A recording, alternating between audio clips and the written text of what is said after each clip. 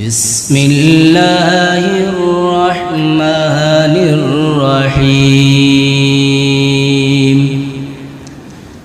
ان الذین کفروا من اہل الکتاب والمشرکین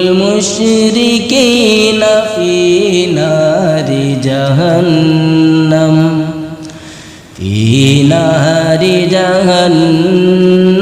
خالدین فیہا اولئک ہم شر البریہ۔ یقین جانو کہ اہل کتاب اور مشرکین میں سے جنہوں نے کفر اپنا لیا ہے وہ جہنم کی آگ میں جائیں گے جہاں وہ ہمیشہ رہیں گے۔ یہ لوگ ساری مخلوق میں سب سے برے ہیں۔ لفظ ترجمہ انہ کا مطلب ہے بے شک، یقیناً، الذین کا مطلب ہے جو، اور یہ اسم موصولہ ہے اور جمع کے لیے استعمال ہوا ہے۔ الذی کا مطلب ہے جو، اور یہ ایک کے لیے استعمال ہوتا ہے۔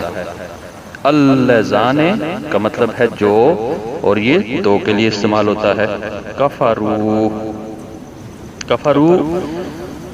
کفرا یکفرو کفرن سے ہے، اور اس کا مطلب ہے جنہوں نے حق بات کا انکار کیا، یعنی دین اسلام کا انکار کیا۔ من اہل الکتاب، من کا مطلب ہے سے، مثال خرجت من البیت، میں گھر سے نکلا۔ اہل الکتاب یعنی اہل کتاب، اور اس سے مراد یہود و نصارہ ہیں۔ والمشرکین، اور مشرکین سے مراد جو بتوں کی پوجا کرتے ہیں۔ واو کا مطلب ہے اور مشرکین سے مراد یہ ہے کہ جو بتوں کی پوجا کرتے ہیں، یعنی ہندو، بدھ مت، قریش مکہ وغیرہ۔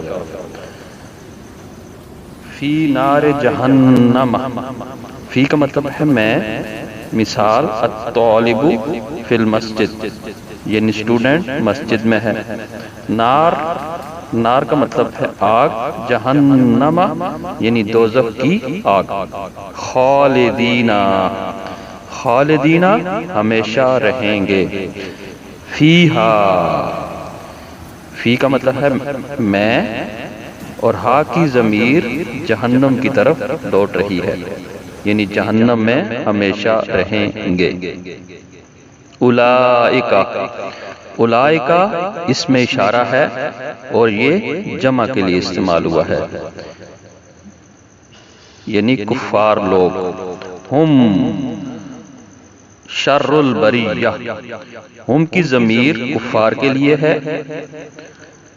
شر البریہ کا مطلب ہے برائی، البریہ مخلوق، یعنی وہ انتہائی گندے لوگ ہیں، انتہائی غلیظ لوگ ہیں، کیونکہ یہ وہ لوگ ہیں کہ جنہوں نے ایمان نہیں لایا اور شرک بھی کیا، اور دین اسلام اور حضرت محمد صلی اللہ علیہ وآلہ وسلم کے ساتھ دشمنی بھی روا رکھی۔